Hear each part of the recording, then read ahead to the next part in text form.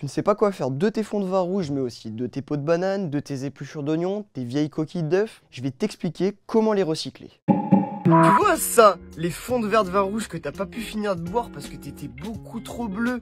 Ne les jette surtout pas. Tu auras juste besoin de diluer un verre de vin rouge dans 1 litre d'eau. Il te reste plus qu'à mélanger.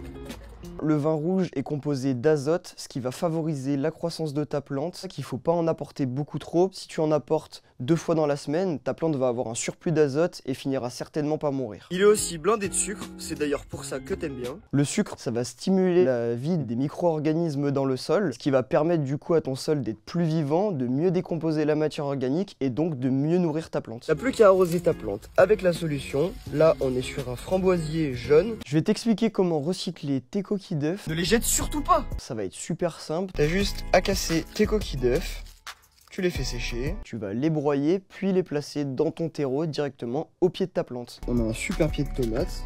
On va venir creuser un petit trou à côté du pied afin d'y déposer nos coquilles d'œufs. Cela va apporter du magnésium mais aussi du calcium à ta plante qui sont des minéraux essentiels pour la croissance et le développement des fruits de ta plante. Tu pourras aussi utiliser les coquilles d'œufs en les broyant beaucoup plus finement et en les disposant autour de ta plante de façon à créer une barrière naturelle contre les limaces mais aussi les escargots. Tu vois ça? Les fonds de bouteilles de coca sans bulle que personne veut boire. Ne les jette surtout pas. Pour les dosages, ça va être 1 volume de soda pour 2 volumes d'eau. Tu mélanges les deux.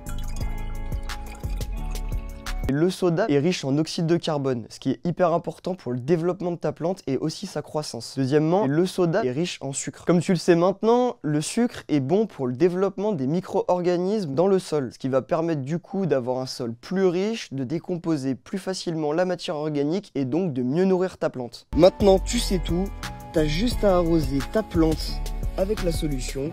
Et le tour est joué. Tu pourras aussi utiliser le soda pour créer des petits pièges. Les limaces et les escargots vont être attirés par le sucre qui va donc les permettre de rentrer dans ton piège et n'arriveront pas à en sortir. Tu vois ça? Les pots de banane. Ne les jette surtout pas. Le dosage c'est une peau de banane pour 1 litre d'eau. Et là, t'as plus qu'à mettre ta peau de banane dans l'eau et à remuer. Tu la laisseras macérer pendant 24 heures. Donc là, c'est un mélange que j'ai réalisé il y a 24 heures. Tu peux voir les particules de banane qui se sont décrochées de la banane. Qui te donnera ensuite une solution hyper riche en potassium mais aussi en calcium, ce qui va permettre à ta plante de développer beaucoup plus facilement ses fruits mais aussi ses fleurs. Ta plante sera beaucoup plus productive. Et maintenant, t'as plus qu'à arroser la plante avec la préparation. Tu pourras aussi utiliser tes pots de banane pour sauver tes orchidées qui ne fleurissent plus, qui sont donc en manque de potassium. Tu vas venir tremper ton orchidée pendant 1 heure dans de la macération de pots de banane que tu placeras ensuite dans une pièce sans aucune lumière de façon à faire stresser ta plante et lui permettre la création d'une nouvelle fleur. Tu vois ça? Les épluchures d'oignons. Ne les jette surtout pas. Je vais t'inviter à utiliser un bocal de 50 centilitres d'eau dans lequel tu vas venir placer tes épluchures d'oignons. Et là maintenant, t'as plus qu'à attendre 24 heures. Tu viendras ensuite arroser au pied de tes plantes.